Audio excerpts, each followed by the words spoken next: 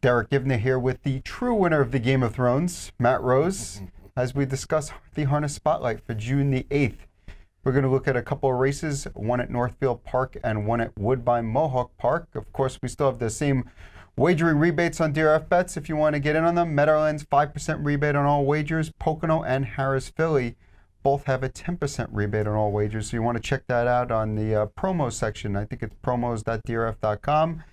We're going to take a look at Northfield Park for Saturday night. It's race number 12, the $200,000 Battle of Lake Erie, and it really should be a battle because this is a wide open field. Yeah. Oh, good. It's my turn to talk. Okay. This is always a great race year after year at Northfield Park. They always put together a solid field. I'll be honest, I had a very tough time with this with this race. A friend of mine said earlier, the rail's going to be tough, which was Rodeo Rock. And I said, yeah, normally the rail's tough on a half-mile track, but this is Northfield, and there's no gimmies, especially in this race. And they're going to be moving every step of this mile, and which may debunk the rail's a good spot from the on a half-mile track theory, but obviously he has a chance. But I had a very, very tough time here, so I'm going to defer to you and see what you come up with, and I'll agree and or disagree. I got to assume Rodeo Rock's going to try to let others go and then try to brush to the lead. That'd be my guess. Whether or not he can make it there, I'm not quite sure. The wall, I have to use the wall on some of my tickets here because he's as sharp as they come right now, and I think Brett Miller gets along with that kind of style, that grinding style that he might end up going with in this race. None the better is Hart the Fault. He's won 5 straight races in under 150. Yep.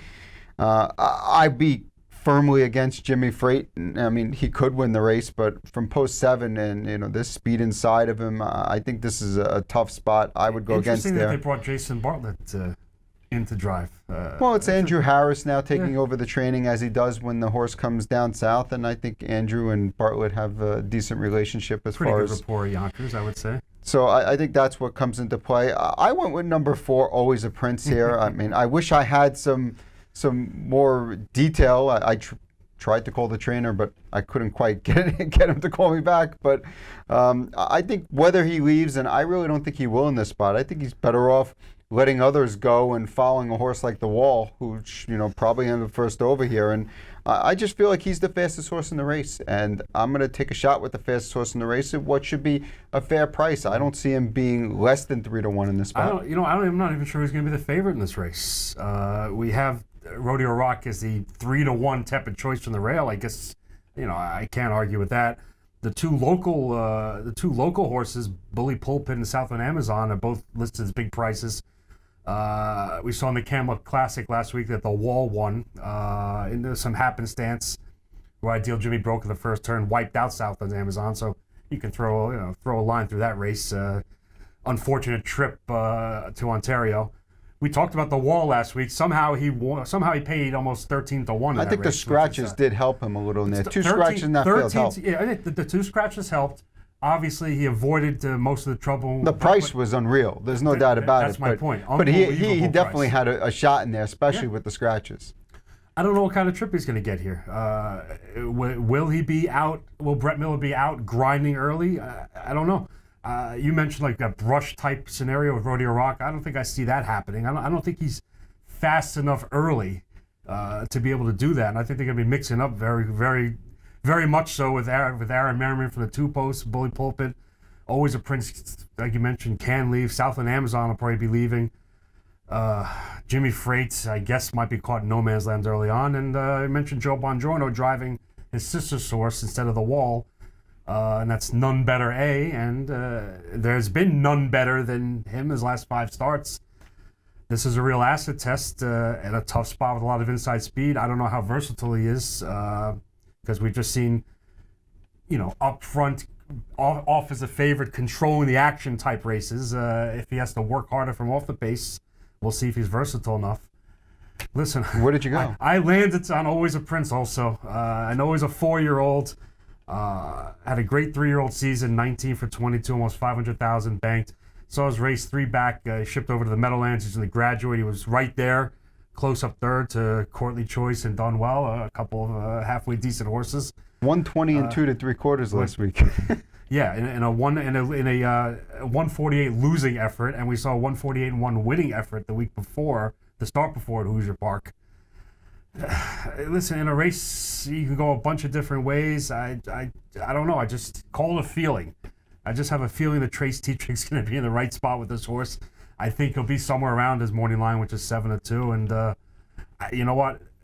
Maybe the only horse I say has no chance is Filibuster Hanover, just because of the 8 posts. I don't see him passing them all. But what a great race. I couldn't fault anybody for going anywhere in this race. It is a really good race. It's race 12 on Northfield on Saturday. It's part of the $10,000 guaranteed pick 4. I think it starts in race number 11. Second leg. It's the second leg. And we're both going to go with number 4, Always a Prince. Matt on feel and me on the fact that I think he's the best horse right now. We're going to move on to Woodbine Mohawk Park, race number 3 on Saturday night. It's the North America Cup first elimination. It's one of 2 divisions with 9 horses each. And I despise elimination races, but this is about as good as elimination races I've ever seen. I mean, 5 of these horses are undefeated, and I would say 8 out of the 9 horses are legitimate final horses. Yeah, and it's going to come down to trip for a few of them to qualify for the final. Obviously, the headliner in this race is Captain Crunch, coming off his incredible 2-year-old season. He came back strong. He's already 2 for 2 in his 3-year-old season. We have a clip of that race last start at Harris Philly, where he's just yeah, why don't we take a look at Captain Crunch winning last week, and you could see, I mean, I think driver Scott Zeron, I think he raises the right hand once, but that's about it. I was about to say, there's really not much to see here other than how easy and wrapped up he is in a 149-2 mile, and obviously he's the one to beat. However, we have a legit horse. Do we take 4 to 5 or 3 to 5, which is what you're going to get on Captain Crunch, in a field full of really solid-looking horses? I'm gonna look at the horse that I loved his last 2 starts at Yonkers in the Rooney elimination and the Rooney final, and that's Better's Wish. I think we have a clip of that one too. Him winning the Rooney final, which again, this doesn't do justice to what his actual trip was when he was one of a host of levers, got used hard early. And then before the 3/4 pole, on the far outside there, you see Air Force Hanover is also in this field. We'll get to him in a second. See, now you made me lose my train of thought on that. Oh, that's it. Now you're all done. Popped the pocket at 3/4 pole. Dexter Dunn had a load of horse and just drew away. I mean, that was just so impressive. Much the best. You know what? There's the discrepancy in the morning line. Captain Crunch 8 to 5, Better's Wish 9 to 2. Do you think they're going to be a little closer than that come post time? I think Better's Wish is gonna take some serious action. I think Captain Crunch is going to be somewhere between 3 to 5 and 4 to 5 range, and which means the second choice has to be at least 5 to 2, if not 3 to 1, and it's probably going to be Better's Wish in here. Though I think De Los Cielo Deo, coming off that 48-4 qualifying mile, is going to catch a lot of eyes. I mean, I think I was reading Ken Weingartner's story just now, and trainer Ron Burkett said he asked Miller to open him up a little bit so I could see that he's really the real deal, and he certainly did. He's another one, had a nice 2-year-old season. Obviously, some issues this season, and all of a sudden. Watts 148-4 in the morning at the Meadowlands. Obviously, you would imagine he's ready to go off that race with Dave Miller now keeping the drive. We mentioned Air Force Hanover finished well in the Rooney, had absolutely no chance. That was just an unfortunate draw, getting the 8 post in that open draw. Closed well. We pick up Yannick Gingras. I kind of like that change, and I think he will be much more involved. And he will be one of the qualifiers. And he'll be a big price. He will be a decent price with Captain Crunch and Better's Wish taking most of the action. I'm going to go with Better's Wish. I'm going to try to upset Captain Crunch. You know what? I don't see any reason why I personally should jump off the bandwagon now. I just loved what he's seen. His 3 starts at Yonkers is just he looks like he's got more in the tank. So. It's such a good field. We didn't even discuss Best in Show, who's 2 for 4 this year with a second and a third, never been off the board. Hurricane Emperor is perfect in 3 Sire Stakes starts in New Jersey, where, listen, there were non-betting starts where he wasn't facing anything, but the horse did go 49 and change as a 2-year-old. He's a legit horse.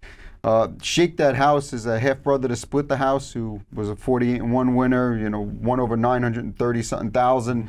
He's also 3 for 3 on the year. Tim Tetrick's in the bike, nothing not to like there. Century Pharaoh, 4 for 4 on the year. That one. I mean, that's a tough post. This is a. I mean, listen. I firmly admit that none of these horses have looked as good as Captain Crunch this year. But I would also say there's no way you can possibly bet Captain Crunch at 4 to 5 or lower, you know, against a field where any of these could potentially step up, and they're all going to be trying hard because, yeah, 5 of 9 make the final, but that means 4 of 9 aren't, and all these horses could be in the final. I'm going to swing for the fences with number 6, Air Force Hanover. Off a cover trip, second over. No shot in the Rooney. I got to assume there's going to be some action in this race, you know, considering they're all trying to make the final. I like the change to Giwner. He's typically aggressive, so I'm sure he's not going to be sitting last in the field. And I feel like it's worth the shot. He'll be 20 to 1, and I don't. Yeah. Well, who else? He'll be a price. If Captain Crunch is 4 to 5 and Better's Wish is 5 to 2 and De La Cielo Hanover is 5 to 1. Someone's got to be 20 to 1. If he's 20 to 1, it's going to be him. Worth a play. If he's 10 to 1, I could see you taking a swing with him. At 10 to 1, I don't know that I would take him, but I think he'll be 20 to 1 in this field. I think he's got a shot, and if he's not 20 to 1, I might take a shot with Hurricane Emperor at 20 to 1 too. I mean, these are horses that I think legitimately have the ability. We haven't had a chance to see it yet. Maybe we get to see it this week. So your angle here is you're beating Captain Crunch, looking for a price. My angle is I'm sticking with Better's Wish, who I just think he has even more to offer than what he's shown already. So lots of ways to go in the North America Cup eliminations. There's 2 of them on Saturday, Woodbine, Mohawk Park, along with plenty of the big stakes action eliminations. And then we'll be back next week and we'll talk about the entire North America Cup card. Good luck.